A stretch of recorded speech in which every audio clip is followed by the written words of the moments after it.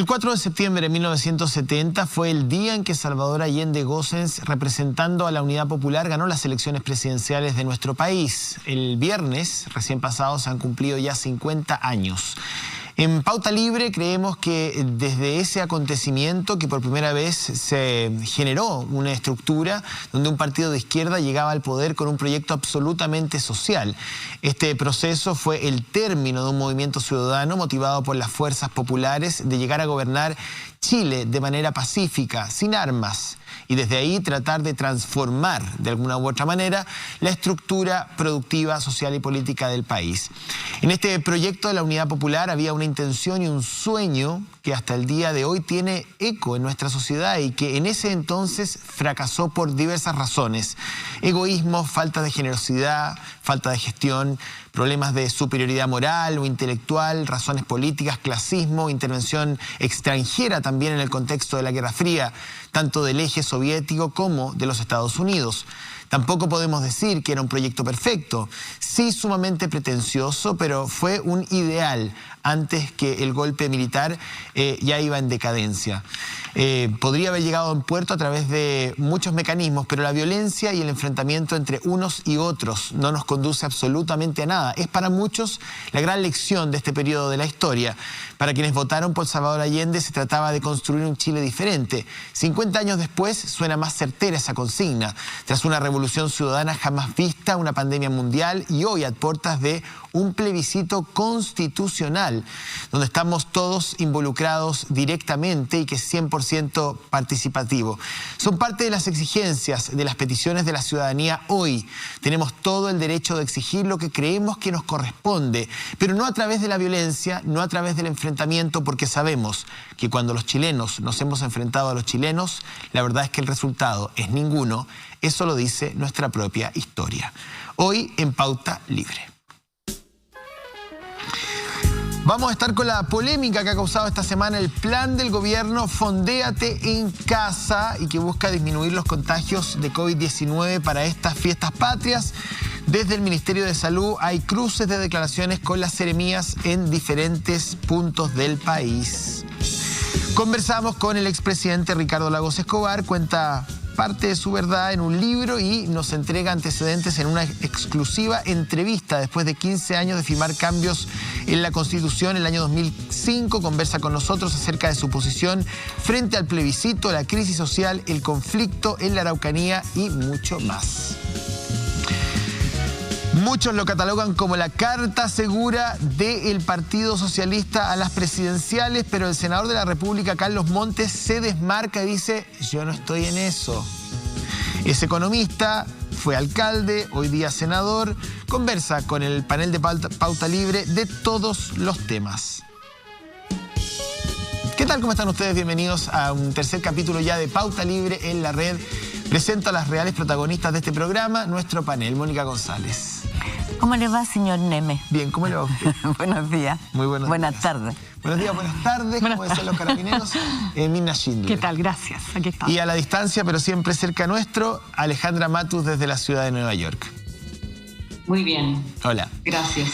Bueno, tuvimos plan Fondéate en tu casa. Oye, me di cuenta con tu editorial que el link que uno hace inmediatamente, ¿no?, entre el plebiscito que quería Allende para evitar el golpe de Estado y que estaba planificando, y por eso tuvieron que adelantar el golpe de Estado para que no hiciera el llamado plebiscito, y el plebiscito que tenemos el 25 de octubre nosotros en condiciones tan distintas, ¿no? Porque es para abrir un camino de una constitución que nos permita vivir a todos en paz. Hay dos proyecciones, una de plebiscito a plebiscito, como dices tú, y yo creo también hay un relato guardando las proporciones y guardando también la distancia histórica, pero yo lo dije en Mentiras Verdaderas el viernes. Yo creo que la Unidad Popular, evidentemente con todos los problemas que tuvo, la cuota de violencia, la intervención extranjera, en fin, pero tenía un relato que hoy día uno puede rearmar tomando trozos del estallido social. Y eso es muy interesante, hay un fenómeno. Interesante y terrible, ¿no? Que durante 50 años nosotros volvamos a reclamar dignidad, atacar la desigualdad, reivindicar la disminución de la pobreza como elemento prioritario, ¿no? Me gustaría agregar un punto de lo que dice Mónica, que claro, uno abre el diario Hoy Día y La Tercera, que no vamos a decir que un diario de centro izquierda, su titular, o sea, su editorial, que es la voz, el pensamiento, ¿no es cierto?, que marca la línea de este diario, se titula "El apruebo es la mejor opción para el país". Yo creo que eso te habla también de una etapa muy particular que viene justo después del llamado que hace Pablo Longueira para optar por el apruebo como un camino, dice él, para defender lo mejor de la Constitución, pero en contradicción con lo que dice su sector. Sin olvidar los alcaldes, la cantidad de alcaldes que han llamado a votar. Pero voy con Alejandra. Mirna, pero hoy día Marcela Cubillos en el diario El Mercurio escribe una gran columna, gran en términos de extensa, no voy a decir que intelectualmente es muy grande, pero en términos de extensión sí lo es, en el cuerpo D, donde dice que Pablo Longueira está invitando a su sector a un verdadero espejismo. Dice, ¿por qué? Porque ella dice, el apruebo, si no es desde cero, no existe. O sea, Pablo Longueira está fabricando una isla que no existe. O sea, dentro del acuerdo del 16 de noviembre, el 15 de noviembre, no está la posibilidad de un apruebo sin partir desde cero. Es que nadie está partiendo de cero. Esa es la idea que se ha ido queriendo instalar. ¿Ah? Pero hay un error. O sea, el partir desde cero ¿Qué es partir de cero? ¿Qué es partir de cero? ¿Es querer refundarlo todo? Hay una falacia. No, partir de cero sería como dice... Partir de cero es tener la libertad de reformular lo que hemos heredado también. Pero ¿quién podría negar que hemos avanzado tanto? A ver, Alejandra, creo que era Alejandra brevemente misma para saludarla. Yo creo que el punto central en que confluyen los dos momentos históricos es la posibilidad de que la mayoría se transforme en una democracia verdadera donde, con respeto a los derechos humanos, son las grandes mayorías las que toman las decisiones, las que se hacen cargo de su futuro y su destino, no a través de personas que se creen más inteligentes o adecuadas para decirnos lo que tenemos que hacer o lo que no tenemos que hacer. Ese es el punto central, y ese es el punto central, me parece a mí, que Longueira, con una gran astucia política, está tratando de evitarle a su sector una derrota a través de la opción rechazo, porque así tendrían que ir con menor fuerza en la convención constituyente. Pero Alejandra, hay un punto, es que quería hacer el contrapunto, a ver qué opinas tú de lo que dice hoy día Marcela Cubillos, que lo dice en esta columna en El Mercurio, y ella dice de una u otra manera, Pablo Longueira está invitando algo que no existe. No existe votar apruebo para mantener algo, porque lo que se aprobó el 15 de noviembre es apruebo para comenzar a discutir una nueva constitución donde todo lo que se incluya tiene que pasar el sedazo de los 2/3. Entonces, a ver, lo habíamos hablado la semana pasada, Alejandra, y a ver, mi óptica, yo no sé qué es lo que opinan ustedes, pero mi óptica es que Pablo Longueira da por perdido el rechazo, absolutamente, es sensato en decirlo, y va directamente a la constituyente, incluso él mismo planteándose como un posible constituyente para efectivamente defender ahí una suerte de trasplante de la estructura constitucional del 80. Eso es lo que está intentando Pablo Longueira. Cada sector tiene sus esenciales, ¿cierto? Su esencial es mantener el modelo económico y un modelo de toma de decisiones que viene de la Constitución del 80 y que, aunque se parta de cero, por supuesto que son filosofías. Es la filosofía constitucional la que él quiere defender, y con un tercio de candidatos que gane le basta, porque ese tercio puede bloquear a los otros 2 tercios, que si no tienen acuerdo pueden incluso perder los puntos.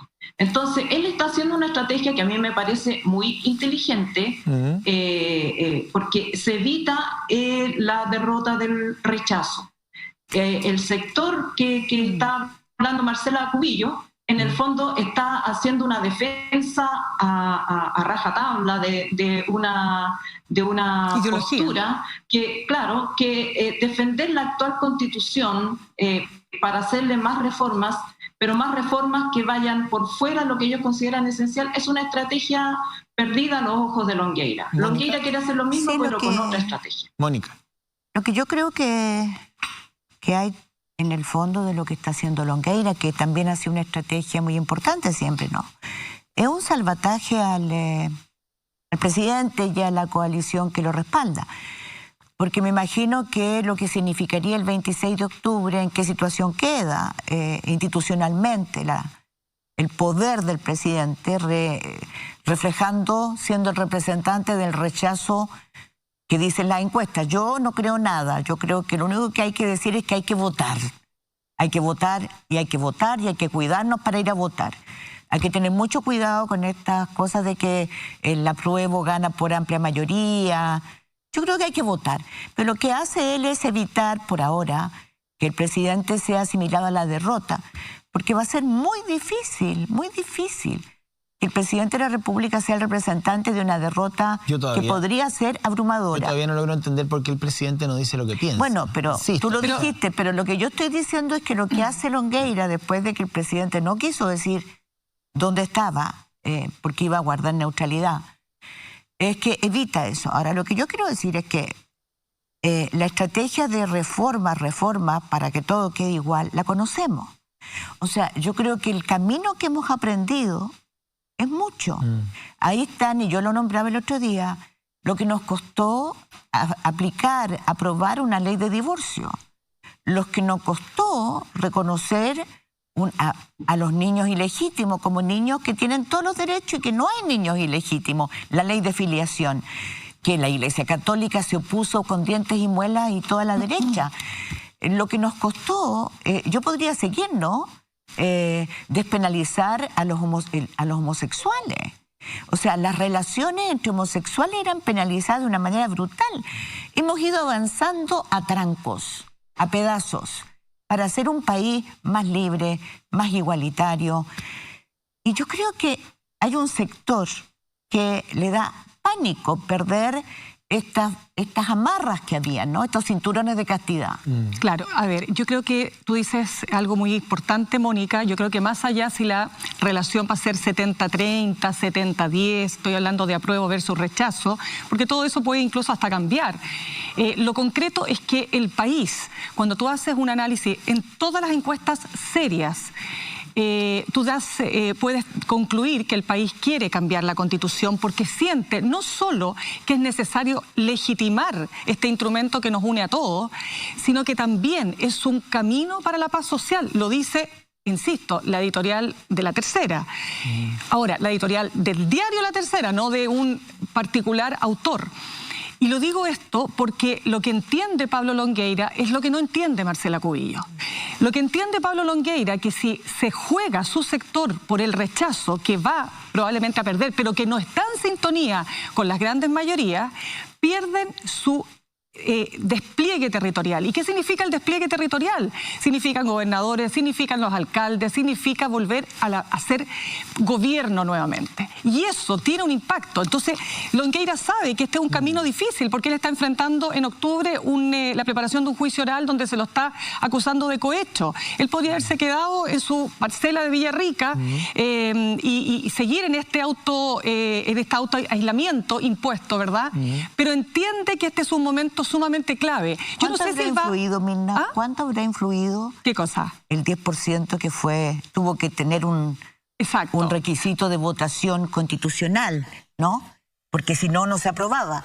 ¿Cuánto habrá influido en que la gente hiciera carne, entendiera que las trabas que tenemos están en la Constitución? Pero para cerrar mi punto, Pablo Longueira entiende que cuando tú quieres, porque es fácil decir el eslogan de la hoja en blanco, aquí nadie está diciendo desconocemos la historia, ahora resulta que se acaba la posibilidad que tenemos hoy día, que se reforma con la Constitución. Cuando la Constitución del 25 decía que solo en una elección presidencial las dos primeras mayorías iban a ser resueltas por el Congreso y eso se cambia luego, ¿no es cierto?, por esta famosa segunda vuelta electoral. ¿Quién está pensando que eso se borra con el codo? O el derecho a la vida, o el derecho a la vida, o incluso el derecho que están consagrados que nadie podría cuestionar. El derecho a la vida está consagrado, pero no se respeta. Pero nadie podría pensar que esa hoja en blanco no va a incluir el derecho a la vida. Pero lo importante, a mí me gustaría que se dijera y que se garantizara. De acuerdo, pero va a cerrar porque necesito cerrar con lo siguiente, o el derecho de propiedad, que se dice que se va a eliminar. Nadie seriamente ha dicho que se elimina el derecho de propiedad como concepto, pero mira, acá van a surgir una serie de puntos. El tema es que para que esa hoja, supuestamente en blanco, se consolide en una constitución, tiene que haber 2/3 que estén de acuerdo. Entonces, lo que estamos diciendo, los que creemos que efectivamente hay que avanzar en ese camino, es que esa nueva constitución tendrá el consenso suficiente. Y es ahí donde quiere influir Pablo Longueira. Lo que pasa es que Pablo Longueira sabe que el rechazo no tiene un correlato político consistente. Si eso es lo que sabe Pablo Longueira, que es insostenible el rechazo. Y en la columna de Marcela Cubillo, le doy al tiro el pase a Alejandra. Si ustedes leen la columna de Marcela Cubillo, no sé si la han leído, la gente en la casa está en el cuerpo de... Hay un temor y hay un deseo de tutelaje permanente que corre todo el texto, que es... ¿Pero eso es lo permanente? Y es lo permanente. Alejandra. Sí, yo creo que lo importante, sobre todo para conocimiento de la gente, hoja en blanco significa que todo se discute de nuevo y todo se discute entre las personas elegidas, si es convención constitucional en un 100% o si es convención mixta en un 50%, se discute de nuevo desde cero y se acuerda lo fundamental. La opción rechazo quiere que haya cosas que queden fuera de discusión. No es el tema de la hoja en blanco o no hoja en blanco, sino qué vamos a discutir y cuáles van a ser la amplitud de la discusión. La hoja en blanco lo que permite es discutir todo de nuevo y probablemente gran parte de las cosas que se han ido aprobando y acordando, incluso en la última reforma, van a quedar ahí. Pero otras cosas van a cambiar porque tienen que cambiar porque la gente ya no las aprueba. Entonces no hay acuerdos preestablecidos. Eso es la hoja de blanco. Claro, vamos a tener que ponernos de acuerdo, claro, y ese es un ejercicio maravilloso. Pero vamos a tener que conversar con argumentos, vamos a tener que discutir, a volver a discutir como se debe discutir, con argumentos, y ese es un ejercicio que nos hace falta y que es imprescindible hacer. Entonces, si no se llega a acuerdo, ese tercio dice no estamos de acuerdo, bueno, será materia de ley. ¿Qué es lo que pasa hoy día? No hay acuerdo, se mantiene la actual constitución. Exacto. Entonces una minoría se impone por una mayoría. Entonces, por primera vez, como dices tú, estamos haciendo un ejercicio, o queremos pretender hacer un ejercicio genuinamente democrático. Solo para cerrar el punto, que yo creo que es importante para explicarle a la gente de qué estamos hablando cuando hablamos de hoja en blanco. Vamos a seguir hablando de constitución porque, bueno, fue parte importante de la entrevista que sostuvimos con el presidente Lagos ya hace unos días atrás, justo cuando se cumplían 5 años, 15 años, estoy con el reloj todavía, el reloj cambiado. 15 años de la firma de las reformas constitucionales del 2005, la firmó él con todo su gabinete. Vamos a escuchar qué fue lo que nos dijo Ricardo Lagos en esa entrevista. Don Ricardo Lagos, muchísimas gracias por esta entrevista. Tengo en mis manos Ricardo Lagos, Mi Vida. Usted terminó de escribir este libro, entiendo, poco antes del 18 de octubre. Pero hoy día es 26 de agosto, que también es una fecha muy importante porque se cumplen 15 años de que se promulgara en el diario oficial las reformas constitucionales que usted firmó junto a su gabinete. ¿Se pudo haber hecho más? ¿Tuvo un valor las reformas constitucionales del 2005? ¿Cómo ve usted esa constitución de la dictadura con su firma? La veo como que en su momento fue un tremendo logro. Ahora se la puedo poner de otra forma. Si no la hubiéramos hecho, ¿qué estaría pidiendo usted? Exijo que se vayan los senadores designados. Exijo que el presidente pueda destituir a los altos mandos militares. Exijo que el Consejo de Seguridad Nacional, en que se juntan 4 militares y 4 civiles, están en igualdad. Mira que hay hartas cosas que exigiría hoy día, ¿verdad? Porque eso se borró. Dije, esta Constitución pasa el test democrático. No estoy diciendo es la culminación, no. Estaba consciente que esa Constitución seguía siendo un Estado subsidiario. ¿Por qué en ese momento no se pudo avanzar más? Por ejemplo, tuvimos que esperar tantos años para cambiar el binominal que quedó de hecho en un capítulo aparte.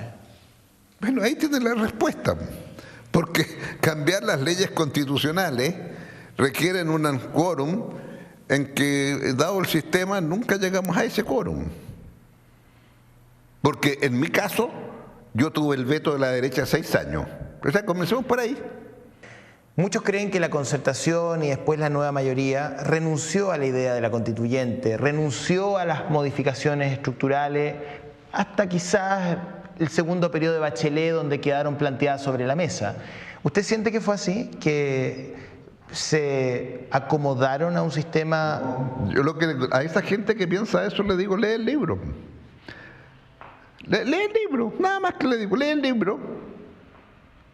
Esa es mi respuesta, mi conciencia absolutamente tranquila. Porque, claro, usted es ministro de Obras Públicas y se encuentra con un déficit de infraestructura enorme. Los militares recibieron la doble vía al sur en San Fernando y cuando se fueron después, 17 años después, seguía en San Fernando. ¿Ah? Sí, pues. Entonces, claro, el déficit era brutal. Plata no había. Entonces la solución fue tener carretera a peaje. Ricardo Lagos, ¿qué debería contener la nueva Constitución si es que llegamos al estadio de tener que comenzar a pensar en ella desde una constituyente? Primero, como principios ordenadores, ¿cómo mantiene usted los equilibrios entre los poderes? Es otro tema. Sistema presidencial, como el actual, sistema parlamentario, sistema semipresidencial, en donde el presidente se queda, o semiparlamentario lo puede llamar, en donde el presidente se queda con la atribución de lo que es política exterior y política de defensa, y un primer ministro que tiene que tener la mayoría del Parlamento y que ve las cosas el resto del gobierno. ¿Usted se inclina por semipresidencial? El semipresidencial, en donde hay un primer ministro que es fusible, que se puede ir. Con un semipresidencialismo, Andrés Chadwick debería haber dejado el gobierno en octubre, por ejemplo. Bueno, claro. Si es que hacemos el símil de primer ministro, ministro del Interior. Claro, pero no, pues este sistema es presidencial entero. O sea... ¿Cree que podría de alguna u otra manera descomprimir el sistema político? Bueno, más que descomprimirlo, garantizar que usted va a tener mayorías parlamentarias. Ahora, eso le puede obligar a lo mejor a tener cohabitación. Mitterrand gobernó en cohabitación, Mitterrand socialista y Chirac derechista. ¿Y eso afecta a la gobernabilidad? Pero, bueno, a lo mejor hay que ser francés para acomodarse, ¿verdad? No sé. Bueno, ahí está la primera parte que tiene que ver con reformas constitucionales. Él reconoce abiertamente de que no fue suficiente, que fue lo que se podía en la medida de lo posible, como decía el expresidente Elwin. ¿Sabes lo que me pasa? Es que me doy cuenta de lo que estábamos hablando antes, ¿no? Lo tortuoso, lo engorroso que ha sido ir desatando los nudos de este cinturón de castidad que nos dejaron. Porque tuvimos senadores designados, o sea, se creó una constitución para que nadie, o sea, después viniera una mayoría distinta a quienes gobernaron durante 17 años de dictadura, no la pudieran desarmar. Son enclaves que son que determinan modelos y sistemas de vida de todos los chilenos. Yo recomiendo muy vivamente, no porque sea así, pero hoy día aparece una columna de Renato Cristi, un historiador y cientista político muy importante, en CIPER, que encontró hace un análisis de la memoria de título de Jaime Guzmán del 70, para entender cuál es el trasfondo de una constitución que buscaba permanecer para siempre, o por lo menos ponernos tantas trabas para impedir avanzar. Mirna.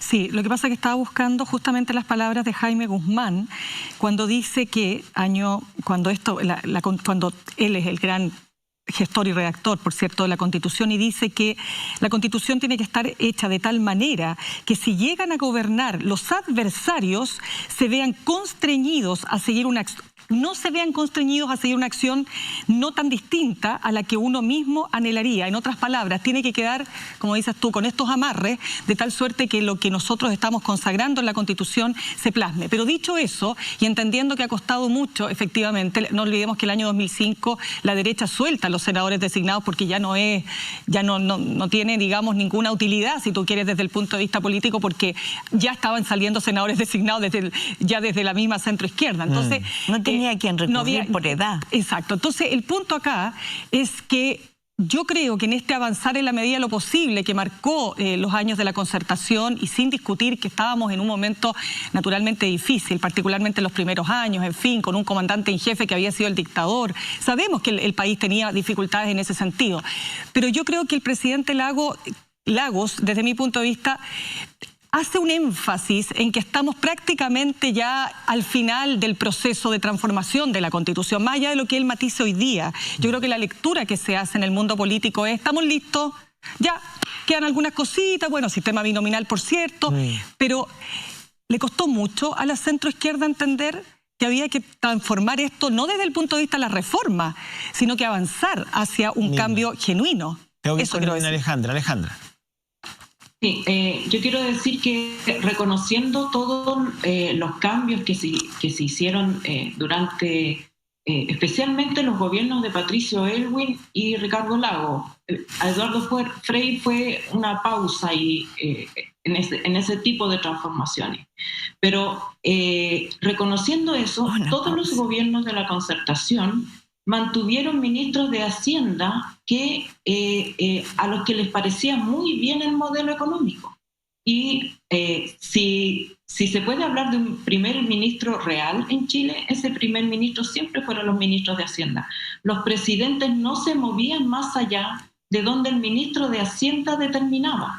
Y muchas reformas sociales no se hicieron no solamente porque habían amarras, sino que los propios ministros de Hacienda los desaconsejaban. Los ministros de Hacienda chilenos, durante todos los gobiernos de la democracia, de la concertación y de la nueva mayoría, sostenían en reglas generales que el país estaba bien económicamente, que la ciudadanía estaba bien y contenta, y que las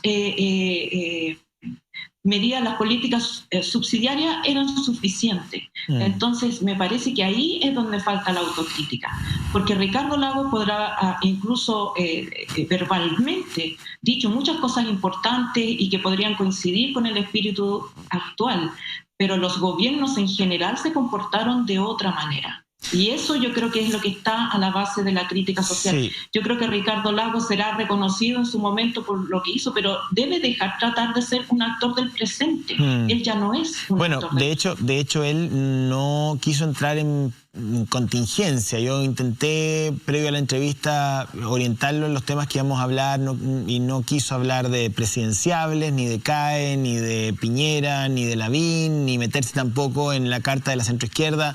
Evitó esos temas, la entrevista ya estaba concertada y yo evidentemente tuve que respetarlo porque estábamos ya a punto de comenzar, y traté de alguna manera llevar la conversación donde él se sentía cómodo, porque no quería evitar, digamos, que se sintiera incómodo durante la entrevista. Pero sí logramos hablar del rol de los privados durante su gobierno, y cómo de alguna u otra manera la centroizquierda abandonó el relato y el sueño de la Unidad Popular, ese motor transformador que quizás llegó tarde en el segundo gobierno de Bachelet y se acomodó a la administración del neoliberalismo. Esta fue su explicación. ¿No fue un problema entregar el agua a gestión privada? Sí, claro, sí, pero el sector privado tiene que tener utilidades, pues. O sea, yo puedo poner una cañería aquí y tengo utilidades, porque mira la cantidad de gente que hay aquí que se puede colgar del agua. Porque igual en su gobierno le entregó a los privados un rol, reconocen ellos un rol, y el modelo de las concesiones es eso al final del día. Considerar que efectivamente los privados tienen un rol en la gestión. Pero por supuesto, si yo no estoy en contra que tienen un rol. Entonces, estoy diciendo que ahí me parecía obvio que no correspondía. Y me dijeron entonces lo obvio, o lo administran los privados, o no lo aprobamos. O no se lo aprobamos. ¿Cuál es la frontera de la participación del sector privado? ¿Dónde puede haber efectivamente una alianza? ¿Dónde puede haber una gestión a través de una concesión? ¿Y dónde el Estado tiene que guardarse el derecho a administrar y gestionar? No, pues es que en la ley de concesiones el Estado es dueño de todo. Sí, pues no. ¿De quién es la carretera? No, pero finalmente para los usuarios pareciera que seguimos siendo clientes y no la carretera. Ahora, le doy la respuesta que en su momento di, ¿no? Yo recorrí todo Chile, le expliqué a los buses por qué iban a ganar más plata, a los camioneros por qué iban a ganar más plata, pagando el peaje. Eso lo expliqué a todo y no hubo problema ninguno. Por una razón muy simple. Santiago-Concepción usted se demoraba 8 horas en auto, en bus, y cuando esté en las carreteras como están ahora, se demora 6 el bus. O sea, el mismo bus antes hacía 3 vueltas, andando las 24 horas. Ahora ese mismo bus hace 4 vueltas. ¿Puede, con lo que gasta en la 4ª vuelta, pagar los peajes? Si no, llega como antes, con 8 horas. ¿Y al camión que le puse? Bueno, usted se demora 25 horas en llegar a Puerto Montt. Con el camión como corresponde y andando con 15 horas. Con 10 horas que se ahorra de camión andando, ¿le da para pagar el peaje? ¿Por qué en la trama de vialidad no se avanzó en el tema de los trenes? Todo lo contrario. ¿No se avanzó qué? En el tema de los trenes. Bueno, esa fue mi gran frustración porque no se continuó después el plan que yo dejé. Plan muy modesto, ¿eh? Porque como me dijo una vez el ministro Ninat, presidente, usted mató a los trenes. Porque tiene una carretera que la construyó gratis, sin cargo al Estado. Bueno, pero en fin. Creo que es indispensable el tema de los trenes, lo explico ahí, qué sé yo. Nunca entendí por qué. O sea, la presidenta una vez me explicó que no tenía idea que en su gobierno se había suspendido los trenes, porque yo lo dejé. El tema de los trenes los dejé. Hay mala gestión, hubo corrupción también, es un esquema que le duele a Chile. Los trenes hubiesen sido una solución y Chile tiene además una geografía que es muy idónea para un tren. Por supuesto, pues. Pero claro, pero entonces volvemos al tema. No hay trenes en Europa que no tengan subsidio del Estado. Bueno, yo lo quería llevar al límite entre ser ciudadano y ser cliente, pero como que el presidente no sé si no entendió el presupuesto de la pregunta, porque él insiste con que el gran valor de las concesiones es que el Estado finalmente es dueño de la infraestructura, pero desde el punto de vista del servicio y del sentir ciudadano, uno no tiene derecho a acceder a eso independiente de quién sea el dueño, sino que sigue siendo un cliente. Quiero partir con la Ale y de ahí vamos a la ronda Mirna, Mónica. Ale. Yo creo que el tema de las concesiones es que básicamente también se construyeron muchas empresas de papel que obtuvieron dinero para hacer las concesiones a través de las AFP. Entonces, ¿cuál gestión privada? O sea, en el fondo, el Estado construye, los trabajadores le prestan la plata y el lucro va para el que administra. Además, como se constituyen monopolios naturales, porque no hay otro lugar por donde pasar, el cobro de los precios, por más que se dice que está ahí una comisión que lo determina con factores objetivos, los precios van subiendo, no en la misma proporción que suben los sueldos ni los ingresos de los trabajadores y las personas que cruzan por los pórticos. Aparecen pórticos, es impresionante en Chile comparado con otras carreteras donde hay peaje, la frecuencia de un pórtico entre un pórtico y otro. Entonces hay mucho espacio para la arbitrariedad, mucho espacio. Y ese es el tema de las concesiones, no solamente de las carreteras, sino que del agua, de la electricidad, de la construcción de hospitales, de la construcción de cárceles. ¿Cuál es el interés del privado finalmente? Se construye el hospital, pero no tiene nada adentro, no tiene personal suficiente, no tiene capacitación, porque al privado lo único que le interesa es construir el hospital. Exacto. Entonces se invierten los intereses. Y por supuesto que el que construye carretera no le interesa que se construya el tren. Y ahí empiezan los lobbies y el traspaso, el financiamiento ilegal de las campañas, que ha sido un problema permanente. Un tema permanente, Mirna. Sí, no, yo creo que la concesión, a mí me parece, yo personalmente creo que es una opción sumamente eficiente para el Estado cuando no están los recursos para poder hacer las grandes carreteras, y en eso sí tiene razón, que te demorabas 8 horas en ir a Concepción, te demoras 6 hoy día, lo que pasa con los camioneros que van de Santiago a Puerto Montt, en fin. El punto es que los contratos que se hicieron fueron extremadamente generosos. ¿Por qué? Porque había que atraer la inversión, ¿verdad? Y desde ese punto de vista se hicieron concesiones del tipo, como dice la Ale, hoy día tú tienes precios, ¿no es cierto?, y tarifas que son impresionantemente altas en relación incluso al IPC.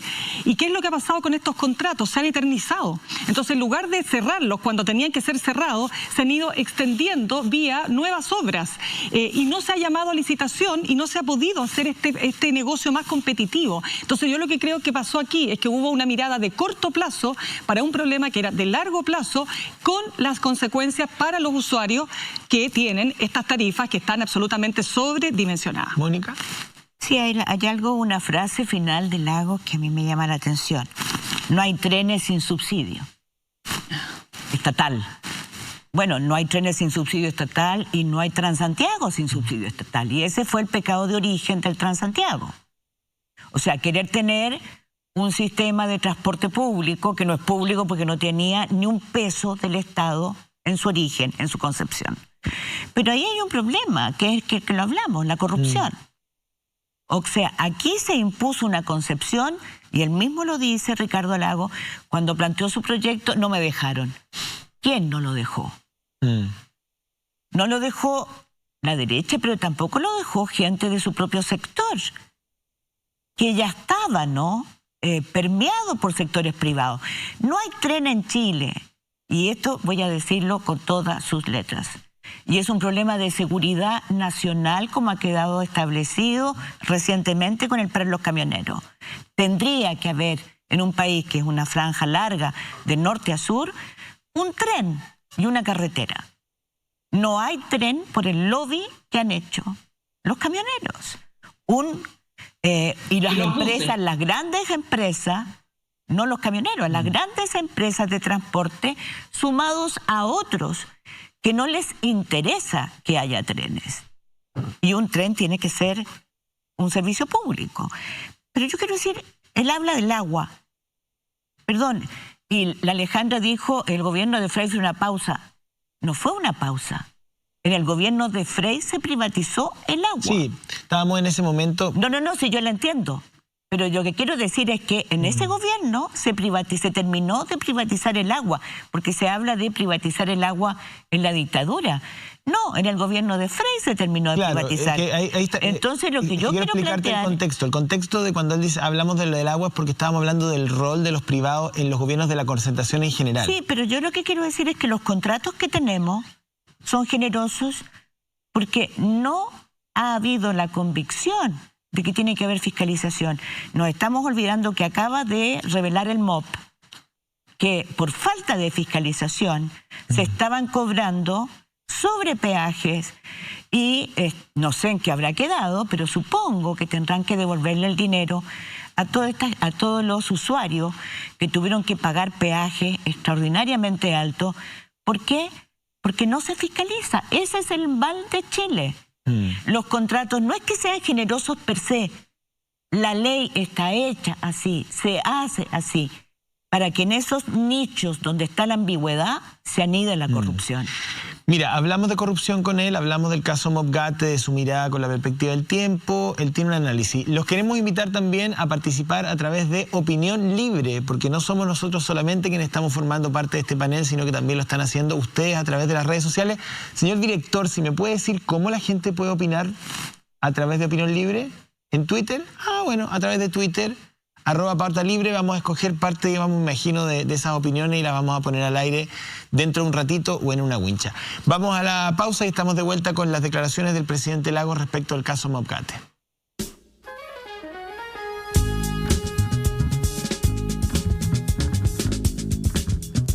Hola, muy buenas tardes. Mi nombre es Amanda Piñalosa y soy psicóloga educacional.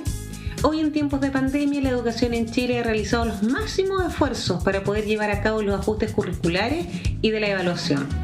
Si queremos avanzar en esto, para poder lograr establecer una educación a distancia que sea óptima, lo primero que debemos hacer es poder abordar psicológicamente a toda la comunidad educativa, crear asignaturas que generen habilidades para la vida, que no nos quedemos solamente con las asignaturas básicas, sino que además podamos trabajar habilidades para la vida para ver cómo nos enfrentamos ante estas mismas situaciones, independiente que el año sea con una promoción automática.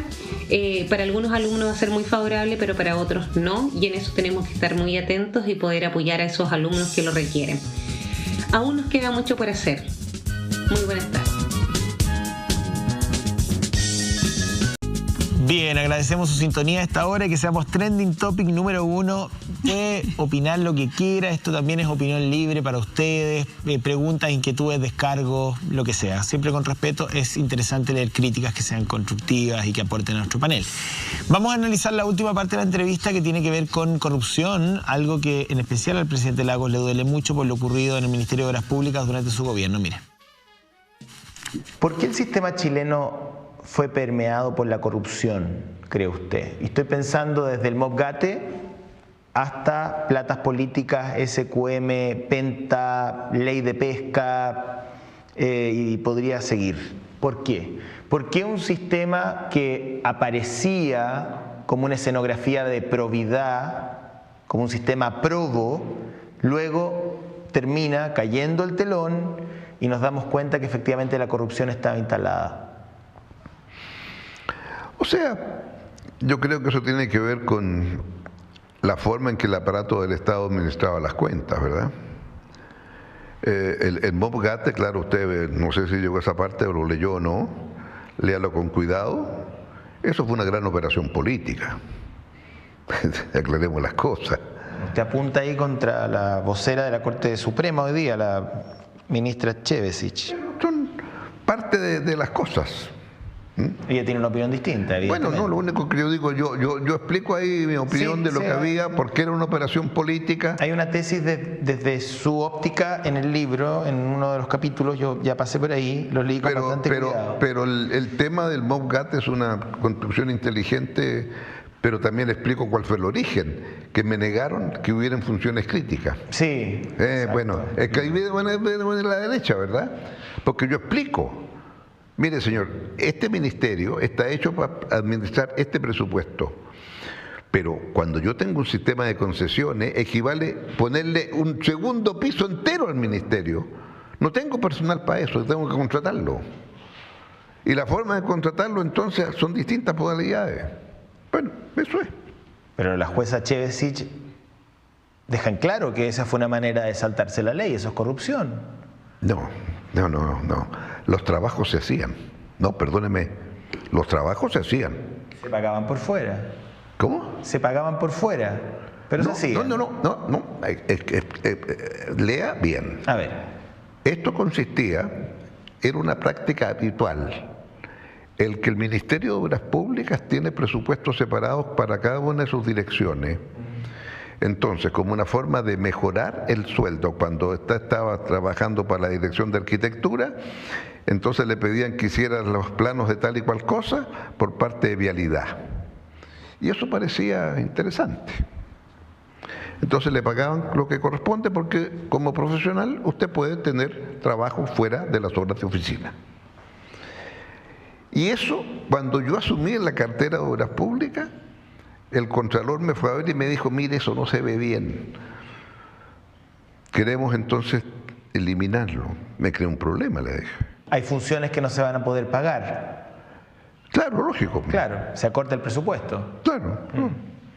Entonces, bueno, la forma entonces, que lo haga la Universidad de Chile. ¿Puede usted dudar de la Universidad de Chile? O sea, no, ¿verdad? Entonces, cuando se empiezan a cuestionar esas cosas y a escarbar para atrás, es la más divertido en MOPGATE. Todo tiene rendición de pagado impuesto interno.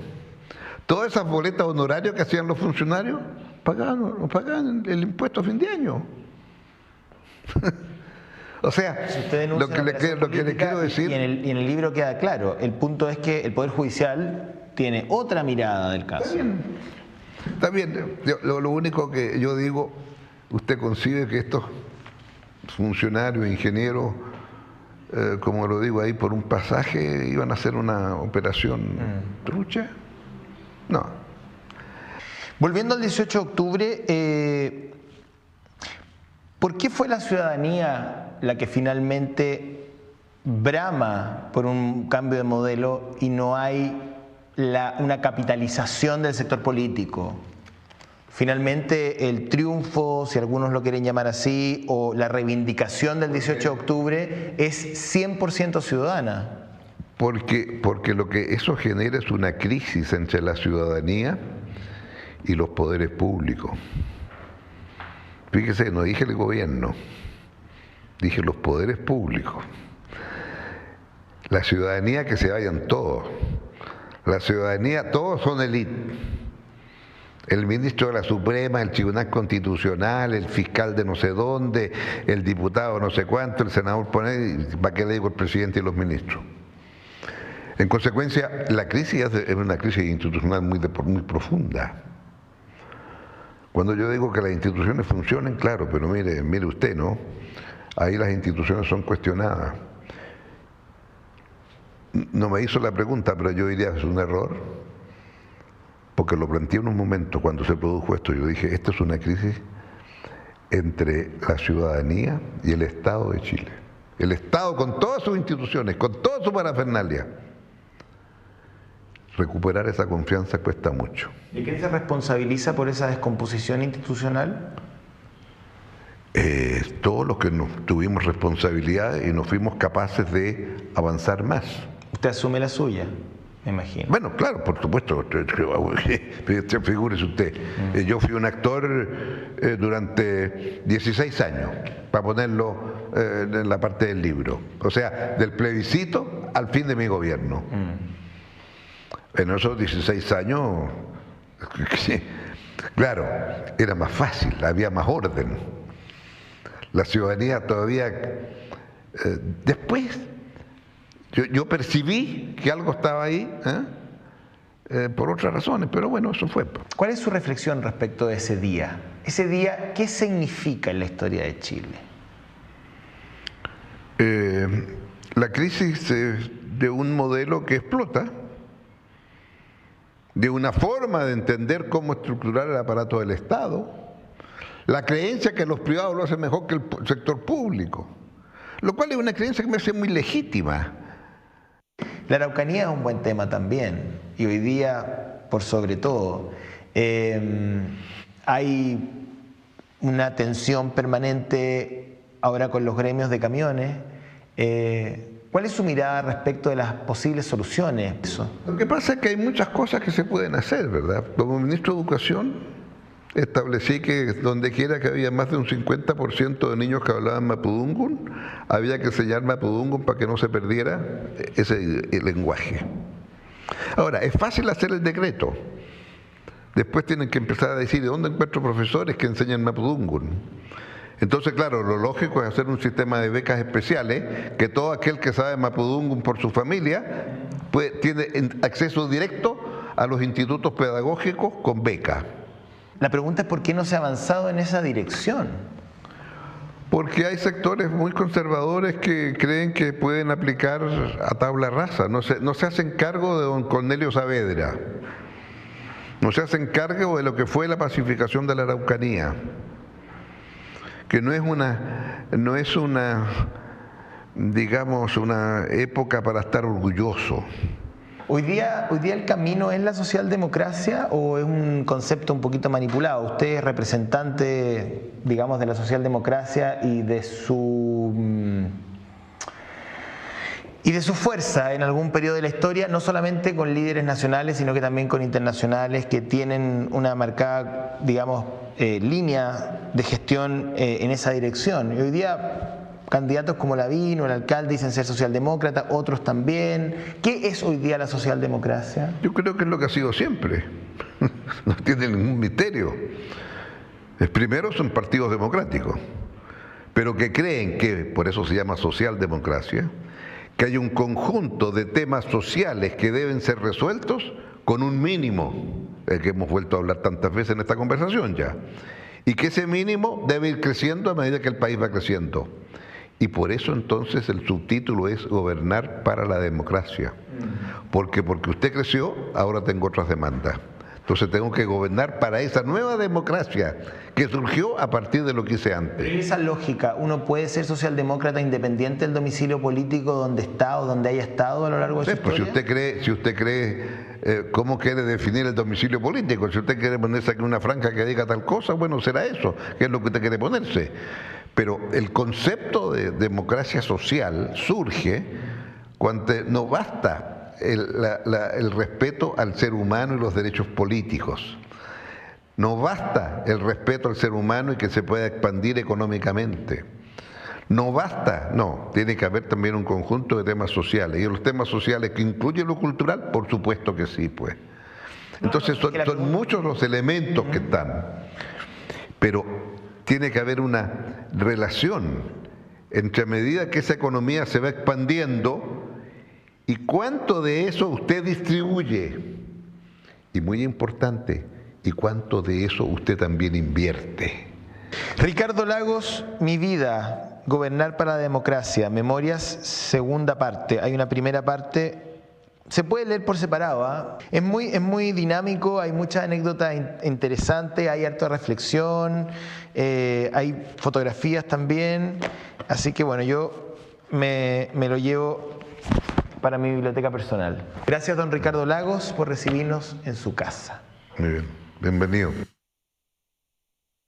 Doy la palabra. Sí. No, yo solamente que, quiero quedarme con el caso Mopgate, que sin duda es el caso más resonante de los primeros años, ¿no? De los 2000, que golpea fuertemente a la concertación. Nuevamente Pablo Longueira juega un rol ahí, ¿no? En que se le entrega por parte de la oposición de la época el apoyo para que esto no terminara, ¿no es cierto?, afectando o generando, ¿no es cierto?, una debacle institucional.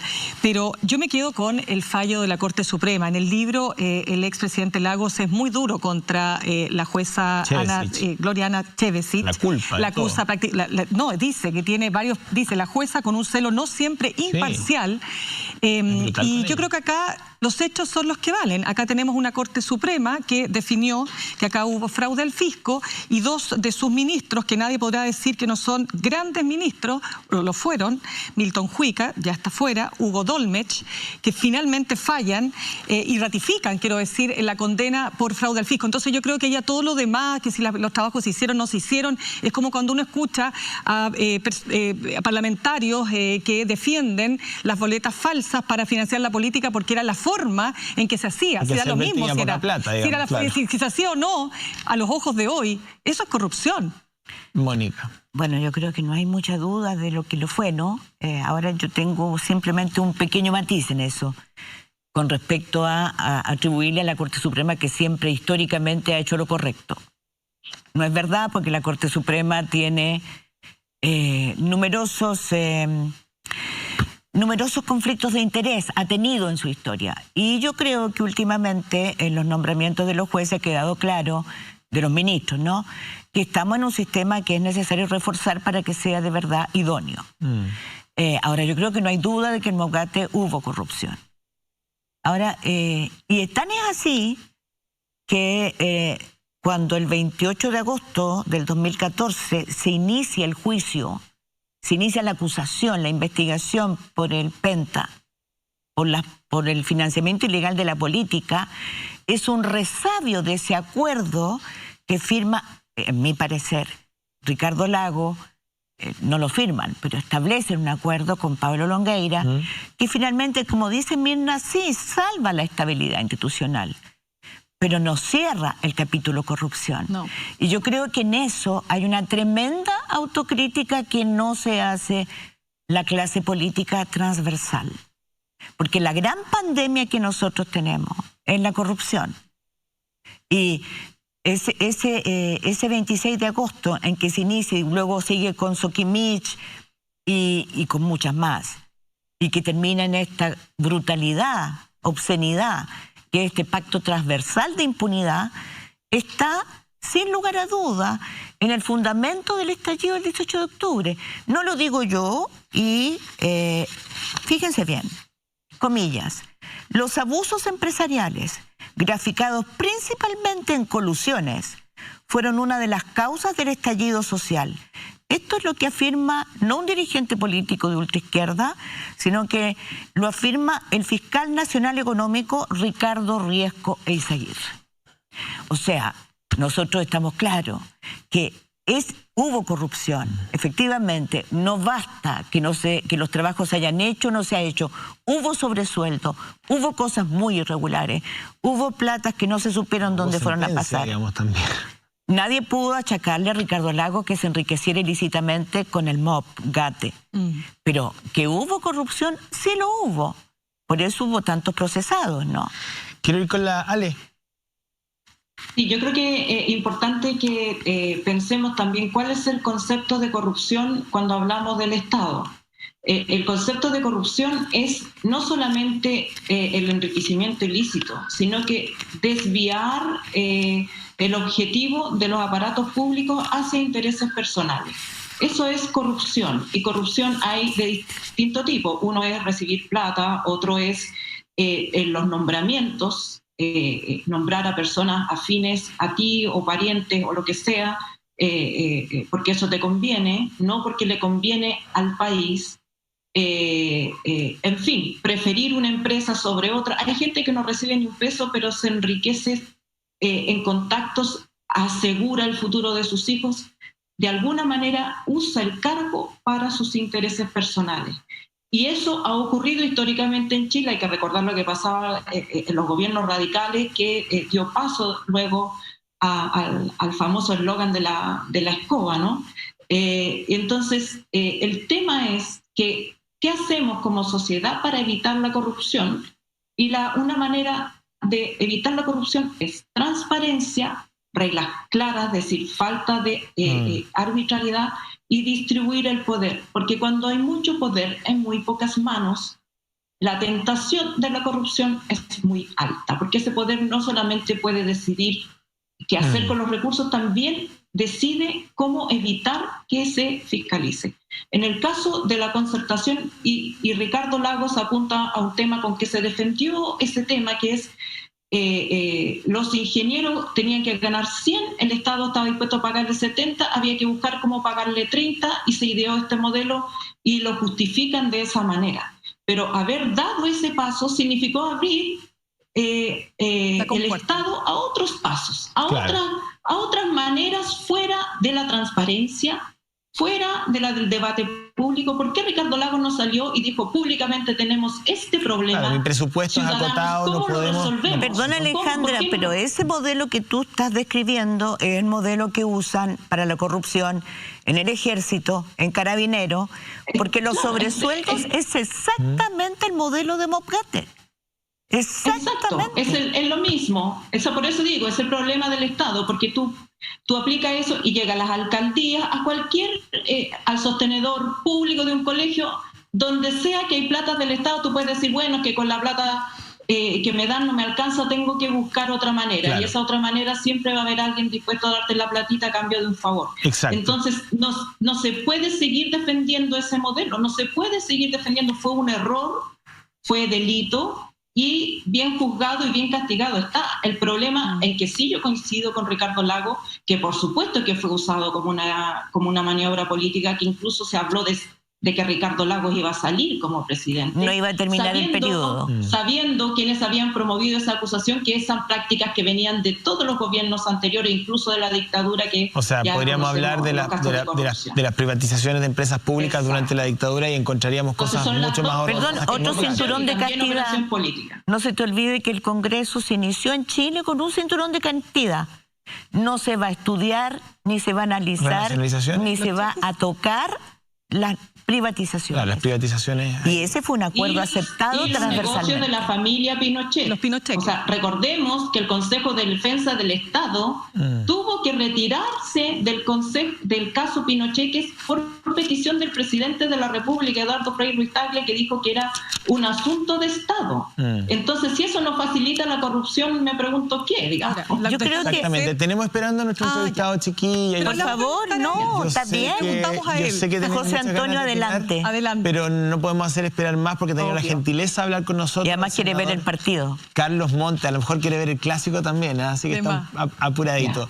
El senador Carlos Montes, mira, dio una muy buena entrevista ayer al Mercurio, habló de varios temas, evidentemente también desde su partido lo apuntan como presidenciable. Álvaro Elizalde, presidente del Partido Socialista, habló con La Tercera el día de ayer, habló de la figura de Carlos Montes. Carlos Montes se abre a una serie de análisis que tienen que ver con una izquierda unida, enfrentando una primaria. Hoy día también hay una entrevista súper interesante a Mahmoud Alewi, en el Cuerpo de, donde él habla de esta primaria amplia de la democracia cristiana hasta el partido, hasta el Frente Amplio, pasando por el Partido Comunista, de todos quienes quieran evitar que la derecha siga en el poder. Y Daniel Jadue dice algo en una entrevista hoy día en el diario La Tercera que me llamó mucho la atención y que sería bueno también preguntárselo a Carlos Montes. Dice: bueno, muchos en la Concertación o ex nueva mayoría no escatimaron en pedirle ayuda al Partido Comunista cuando lo necesitaron, digamos, y eso es algo obvio, pero parece que cuando el Partido Comunista tiene que pedir ayuda de vuelta hacia el sector presidencial, algunos efectivamente se plantean como anticomunistas. Uno puede estar o no de acuerdo con Jadwe, pero la figura es real. Mónica calla. No, pero es que he hablado mucho ya. Bueno, está bien. Vamos con el Bueno, yo puedo decir, sí, Ale. a mí me parece que históricamente el anticomunismo en Chile es real. Yo no soy militante del Partido Comunista, no he sido nunca, y por eso lo puedo decir con total independencia. Hay anticomunismo, ha habido siempre, y es injustificado, porque en Chile el Partido Comunista se ha portado siempre de manera democrática. Y entonces le sacan que la Unión Soviética, que Mao Zedong. Bueno, también uno podría estar trayendo todos los días Hitler para hablar del Audi. No veo la misma sacada al pizarrón a otros Alejandra, partidos que en sus orígenes también preguntémoselo al senador Carlos Montes, que ya está con nosotros, estaba ahí terminando unos aspectos técnicos, ya lo vemos y los escuchamos con claridad. Senador, ¿nos escucha?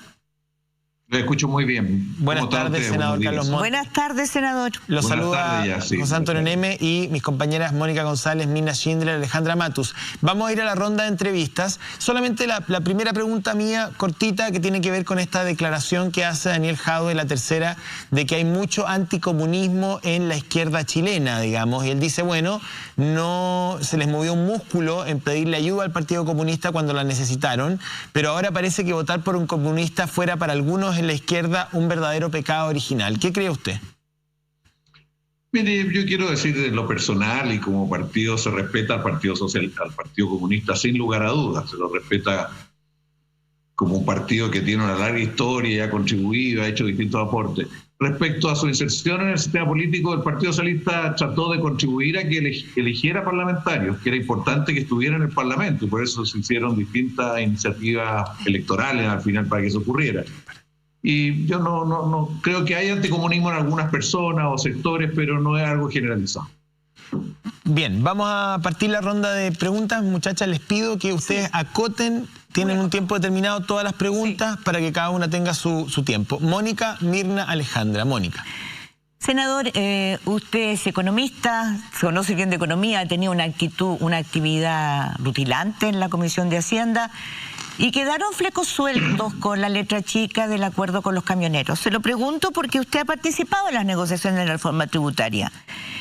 Y yo me acuerdo que en la última, o en la penúltima, mejor dicho, el economista de la Universidad Adolfo Ibáñez, Claudio Agostini, que hoy día es asesor de Hacienda, hacía una larga perorata contra las inequidades que hay y contra las regalías que se le daban a la renta presunta.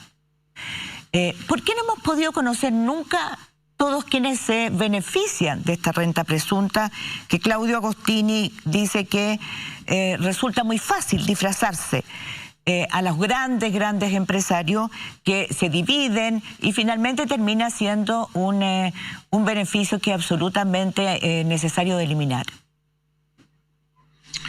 Mire, en primer lugar, yo quiero explicar de que cuando hubo la reforma tributaria de este gobierno, a fines del año pasado, comienzos de este, nosotros sostuvimos 4 cuestiones. Lo primero, que había que reponer el impuesto a la ganancia de capital, aunque fuera gradualmente, y con una propuesta de artículos concretos. En segundo lugar, propusimos un impuesto a los más ricos, hicimos una fórmula legal bien específica. En tercer lugar, todo lo que era elusión y evasión, que en Chile son 21.000 millones de dólares, una cosa impresionante, sobre todo impuesto a la renta y especialmente de las personas que era necesario enfrentar. Y en tercer lugar, planteamos el tema de las exenciones. En exenciones tenemos 9.000 millones de dólares al año, que es altísimo para las necesidades del país y que además muchas de estas exenciones se crearon hace muchos años atrás. Por ejemplo, la que tiene la construcción, que llega a más de 1.000 millones de dólares al año, se creó en 1975. ¿Y por qué no se pueden eliminar, senador? ¿Por qué no se pueden eliminar? ¿Cuál es la traba? ¿Cuál es el obstáculo? Mire, es que déjeme terminar lo siguiente. Entonces nosotros le pedimos al gobierno que estudiáramos eso, que replanteáramos. Lo único de los 4 puntos que aceptó el ministro Briones fue este, y se constituyó se encargó un estudio a la OECD, se iba a constituir un equipo que acá no se constituyó finalmente, parece, y está en revisión. ¿Qué es lo que yo digo frente al tema de los camioneros? Tiene razón Agostini, pero también quiero decir que hay que revisar el conjunto de las franquicias y beneficios tributarios que tienen sectores. Hay muchos que no se justifican, que son de otra época. Algunos hay que terminarlos y otros hay que reorientarlos a fines más ligados al desarrollo de la tecnología, a otros a desarrollar industrias nuevas, para otro objetivo hay que crear. Senador, por eso le pregunto, ¿por qué no podemos conocerlos? ¿Por qué el país no puede saber todo lo que se están beneficiando de una manera arbitraria, de beneficios tributarios que están obsoletos? Mire, eso lo tenemos en términos por sectores. Eso, de hecho, el gobierno, la reforma tributaria de Michelle Bachelet terminó muchas de estos forados, de estas franquicias, muchos de ellos. Disminuyó significativamente lo que eran estas franquicias en la reforma del 2014. Sin embargo, otras se quiso enfrentar. El tema de los camioneros y el diésel era un problema político, un problema de fuerza, donde concentrar las energías. Y el tema de la renta presunta ahí se planteó. Incluso invitamos al debate al propio Agostini, quien nos demostró el problema, que era un problema de fuerza realmente para jugársela por ese tema. ¿Y se termina ahora? Senador, ¿se termina ahora? Momento de revisar, ¿perdón? ¿Se terminará ahora ese beneficio arbitrario y que se logra con fuerza? Pretende solamente enfrentar el tema de diésel y de renta presunta ligado a camioneros y no enfrenta esto. La minería también tiene franquicias tributarias. ¿Y los agricultores? Y los agricultores también, o sea, tiene que ver el conjunto, porque son medidas tomadas en otro momento para otro objetivo y la verdad es que es muy importante redefinirlas. Algunas hay que terminarlas y otras reorientarlas. Ahora, el punto es que pero el punto es que si cada vez que se revisan van a desabastecer el país, digamos, ahí apunta la Mónica. Exactamente, o sea, si... Bueno, sin duda. Por eso, perdón, senador, por eso que se ve a otros sectores apoyando el paro de los camioneros, porque van todos los que están detrás de un beneficio tributario que hay que eliminar.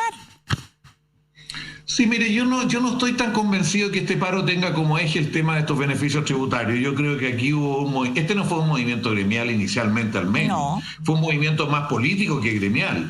Y aquí el gobierno tendrá que aclarar la manera de que se conjugaron las banderas del gobierno con las banderas de un sector de los camioneros, un sector más duro. Ahí está particularmente Villagrán, que es de lo más duro que hay y que aspira a ser senador, en fin. Es una persona...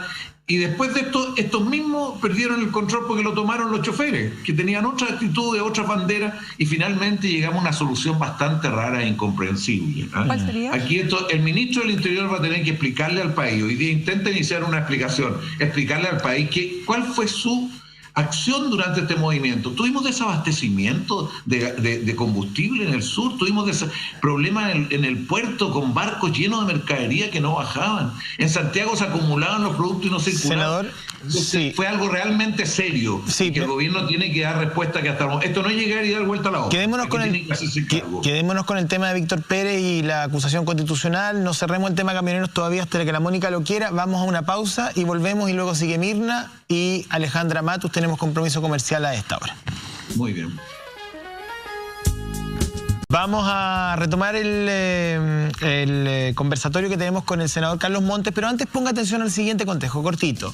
La campaña solidaria más grande que es la que nace del acto desinteresado de cada uno, porque no hay nada más grande que las ganas de ayudar. Este 18 y 19 de septiembre, acompáñenos una vez más. Cuídate del coronavirus.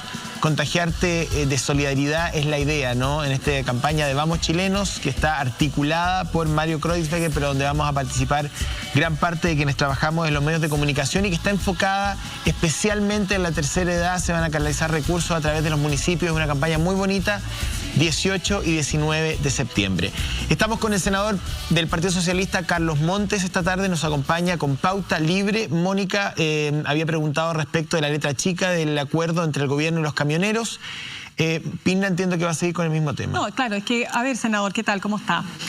Hola, la pregunta es, para lograr desactivar este paro, el gobierno demoró 6 días, un poco más, tuvimos lo que usted dice, 7 días, tuvimos desabastecimiento, tuvimos carreteras parcialmente bloqueadas. Ellos dicen que estaban por la berma, pero en algunos casos también estuvieron en la carretera. Y totalmente bloqueadas. Murió una persona producto de un atropello en las circunstancias propias, ¿no es cierto?, de este tipo de conflicto.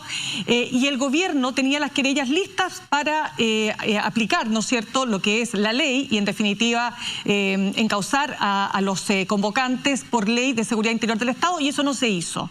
Entonces yo quisiera saber, ¿qué se acordó? ¿Cuál es la letra chica de este acuerdo que finalmente logra destrabar este conflicto para partir conversando, senador?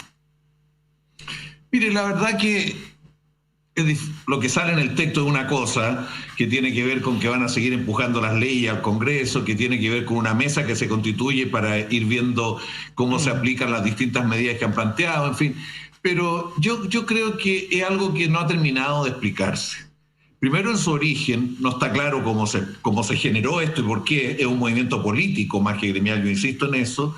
¿Qué rol jugó el gobierno? ¿Con quiénes conversó el gobierno? ¿O con quién conversó de los camioneros? Porque la verdad que el hecho de haber levantado 13 leyes como las banderas principales es algo bastante... Algunas que eran de la plataforma del gobierno de hace rato.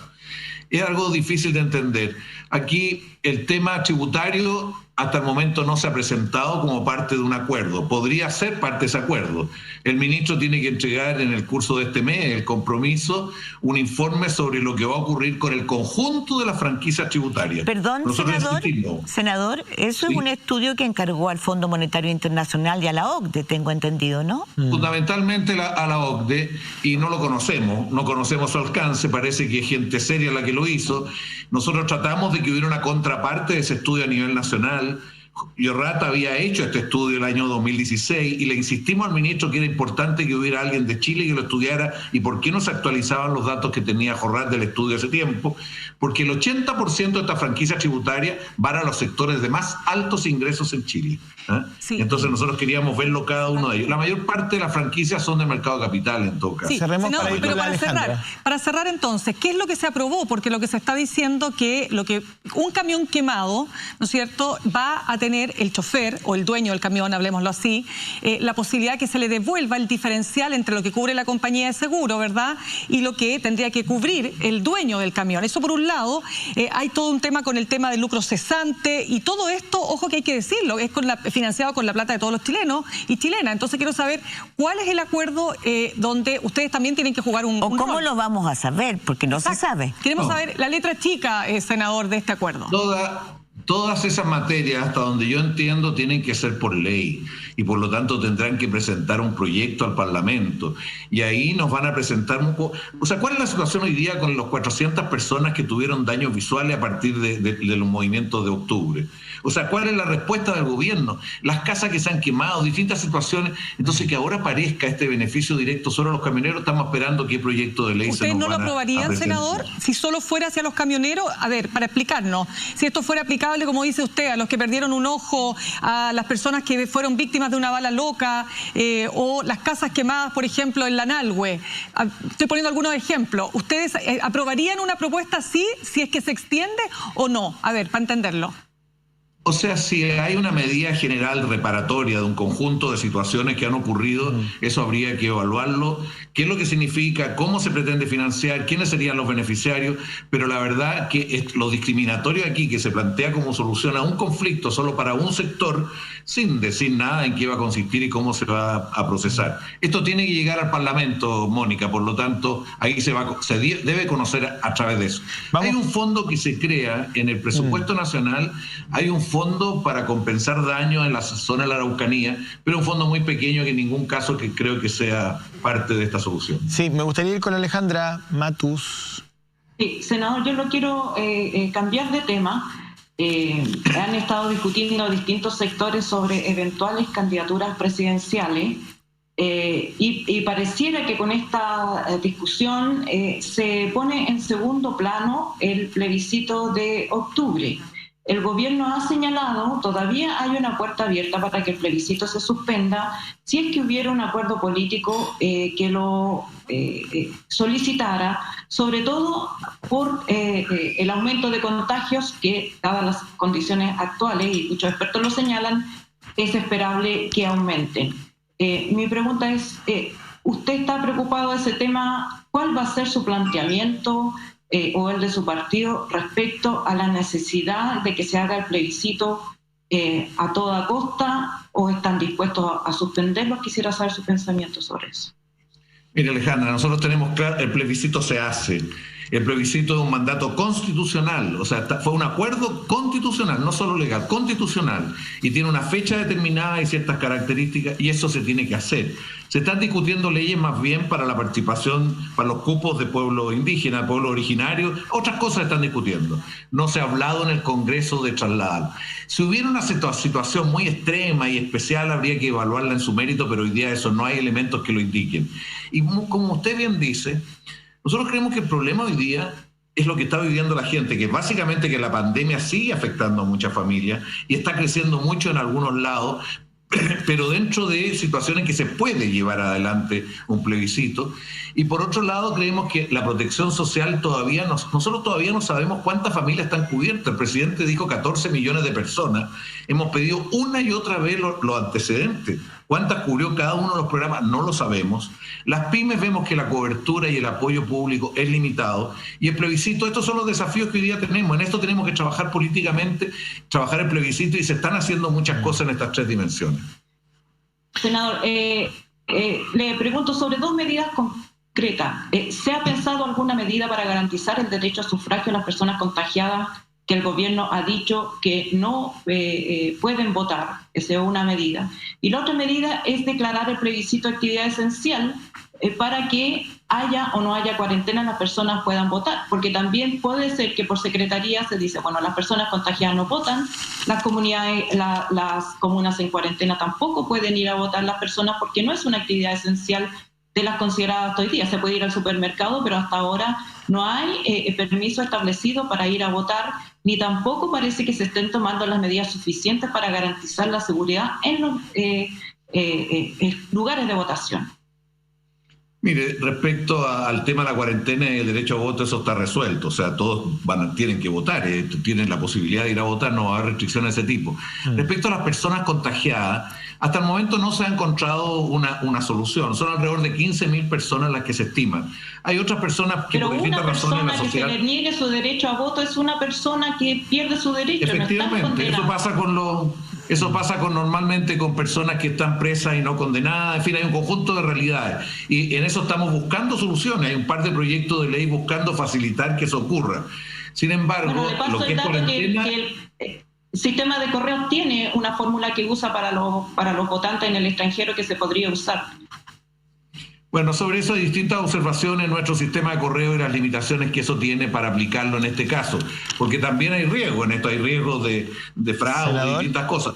Pero es una cantidad bastante limitada de personas. Es un tema que estamos enfrentando, estamos trabajando, pero es una cantidad limitada de personas. Y es cierto que una persona importa, pero lo importante ahora es la organización misma del proceso. La locomoción, creemos que es fundamental que haya locomoción todo el día y Senador gratuita, Montes, facilitar La organización que el CERVEL haga de los lugares donde se vota también es importante, y el CERVEL se demoró bastante en entrar en acción. Perdón que lo interrumpa, es que nos va quedando poco tiempo. Mónica tiene una pregunta y a mí me gustaría también quedarme con un tiempito con una pregunta. Sí, senador.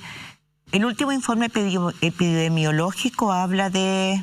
Estamos al borde de los 16.000 muertos, una cifra absolutamente estremecedora, que yo creo que la sociedad no ha tomado conciencia de aquello. Ayer fueron reprimidos brutalmente personal de salud en Plaza de la Dignidad. ¿Qué se está esperando después de que sabemos cómo está de estresado, cómo está de sobrepasado un sistema de salud, cuando nosotros tenemos, mientras los demás países de la OCDE tienen una inversión de $3.000 per cápita, ¿no? Nosotros tenemos 2.000 y 1.000, solamente 1.000 vienen del Estado. O sea, es un sistema de salud muy contrañido, muy necesitado, muy precario. ¿Qué estamos esperando para subirle el sueldo al personal de salud? Entregarle beneficios, ya que hablamos de subida de sueldos para carabineros por funciones críticas. Estábamos hablando recién con el expresidente Lago de las funciones críticas. ¿Qué estamos esperando? No viven de aplauso. Sus licencias por enfermedad están siendo de verdad cuestionadas. ¿Qué espera el Congreso para tomar mano, reforzar el sistema de salud y pensar en que ellos necesitan urgentemente que se les dé una mano? Lo que pasa es que usted plantea temas de plazos más cortos y temas de plazos que requieren más tiempo. En concreto, yo creo que tenemos que ver cómo desarrollamos una acción respecto al sanitario más consistente, que tiene que ver, por ejemplo, lo que más bronca provocó fue que a los carabineros se les incrementó 20% y al personal de salud no, sí. un adicional de ingreso. Bueno, pero hoy día, Mónica, la historia de Chile es clarísima. Nuestro potencial principal está en las comunas, está en la atención primaria, está en las organizaciones comunitarias, en la iglesia de las comunas, y desgraciadamente este gobierno y probablemente otros también no han entendido que esa es la fuerza preventiva principal. Antes de enfermarse, cuidarse. Y ahora también, porque el tema del rebrote es un riesgo real. Entonces tenemos que desarrollar una campaña mucho más eficaz que la que hicimos para el cólera y la que hicimos en la historia respecto a la mortalidad infantil o los temas materno-infantil. Hay una capacidad de la sociedad que no se ha usado, que no se ha movilizado. Y algunos alcaldes lo han hecho, pero han sido por iniciativa de los alcaldes, no por un enfoque global. La trazabilidad, que es el otro problema y que usted lo menciona. ¿Por qué las personas no están diciendo con quién ha hablado entre medio? Porque hay un riesgo de que esas personas tengan una sanción en su lugar de trabajo al mencionarla, porque al personal de salud, la Superintendencia de Seguridad Social dijo que cuando contraían COVID tenía que tratarse como enfermedad laboral, pero hoy día hay una fuerte presión sobre la Superintendencia para que se eche abajo esa norma y que tiene que haber una demostración de parte de la persona que lo adquiere y no tiene que haber una demostración de la organización pública para hacerlo. Entonces, efectivamente, ahí hay algo que hay que superar, que hay que fortalecer. La trazabilidad tiene que aumentar a partir de una movilización de nuestra capacidad local. Senador. Respecto a los funcionarios, nosotros ya pedimos. El Parlamento en esto, Mónica, no tiene iniciativa, tiene que proponer, pero no tiene iniciativa legal respecto a remuneraciones. Estamos en emergencia, esto ya se pidió senador. Una sesión especial que hubo para estos efectos. Estamos en emergencia, se pueden saltar algunos trámites, como se hizo para el retiro del 10%. Mónica, usted, el tema de... Bueno, pero no se ría, contéstale a la Mónica, pues. No, es que no es llegar y decir que nosotros presentemos una ley que sube las remuneraciones, porque hay mandatos expresos de la Constitución y de todo que no podemos hacer eso. Lo que está diciendo Mónica es que ¿por qué no se pone eso a través de un artículo especial transitorio en la Constitución? Eso es lo que está haciendo. ¿Por qué no vamos donde el presidente? Varios parlamentarios le dicen, presidente, hay que hacer esto. O sea, estamos en emergencia. Está bien. Se ha hecho en sesiones especiales, se le han planteado a los ministros de Salud, se le ha planteado al ministro de Hacienda en distintos momentos, y con lo que ocurrió con Carabineros, que se le aumenta la remuneración producto después de todo el fraude de Carabineros. ¿Cómo? Después de todo el fraude de Carabineros. Hay un punto. Y Mónica, el fraude a mí me tocó directamente enfrentarlo y le podría decir cómo fue, que es bien distinto a otros casos, Pero esto fue peor todavía, porque fue por un recorte a los sueldos de los propios carabineros. Esto no fue de otros lados, esto es una cosa increíble. El país no sabe exactamente cómo fue, pero se les daban ciertos cupos y solamente usaban algunos y el resto se lo distribuían bueno, en general. Se nos fue rápidamente el tiempo y tenemos que cerrar el programa. Solamente, bueno, usted en el diario Mercurio dice que no quiere entrar en la discusión presidencial, que no está en ese momento, que prefiere concentrarse en el plebiscito, así que no voy a ser majadero de llevarlo y preguntarle otra vez si piensa ser candidato para que me conteste lo mismo. Pero sí, me gustaría una pregunta con respuesta cerrada. Mahmoud Alewi hoy día en el diario Mercurio dice: la izquierda debe tener una primaria amplia que vaya desde la democracia cristiana hasta el Frente Amplio, pasando por el Partido Comunista. Es la posición que toma Mahmoud Alewi, diciendo que nos tenemos que unir todos quienes queremos, dice él, que la derecha no gobierne un siguiente periodo. ¿Usted cree que efectivamente eso debe ser así, sí o no? ¿Primaria amplia? O sea, yo quisiera que eso fuera así. Y quisiera que se construyan las condiciones para primaria amplia, no solo para candidatos presidenciales, tenemos que elegir constituyentes, tenemos que elegir alcaldes, elegir gobernadores. Se requiere una unidad. Para hacer cambios se requiere una amplia mayoría, una amplia unidad. Y todo lo que usted señala, ojalá fuera posible y ojalá que lo lográramos. Ojalá. Ese es el desafío. Le tenemos un regalo, la música del cosmos. 9 variaciones sobre temas científicos y tecnológicos, desde Pitágoras hasta las estrellas de neutrones. Se lo vamos a mandar como regalo. Gracias por esta entrevista, senador Carlos. Voy a tratar de entenderlo. Muchas gracias. Senadora, buenas tardes. Que tenga una buena tarde de domingo. Muchas gracias, lo felicito y la felicito por el programa en todo caso. Muchas gracias. No digo digo en general. Muchas gracias, que estén muy bien, buenas tardes. Mila Tablas, que siempre nos deja una tablita para que después nos quedemos compuchando aquí con mis compañeras y debatiendo respecto de los contenidos del programa. Y Sarika Rodríguez, que siempre me ayuda con la ropa. A los dos, gracias. Porque ustedes lo pidieron, porque lo dijeron, porque lo necesitaban. Cambiamos de horario a partir del próximo domingo. Nos vamos a ver, chiquillas, mucho más temprano. A las 10:30 de la mañana nos vamos a acompañar de 10:30 hasta 12:30 eventualmente, y la repetición a las 12 de la noche. Así que usted el próximo domingo se hace su bandeja, paltita, huevo, un par de tostadas, un café, y se sienta a tomar desayuno escuchando nuestro programa y los brillantes análisis de Mónica González, de Mina Schindler y de Alejandra Matus. Gracias a las tres. Gracias. Chao, que lo pasen muy bien. Gracias. Y a ustedes, que estén muy bien. A todos que no nos están escuchando, buena tarde domingo.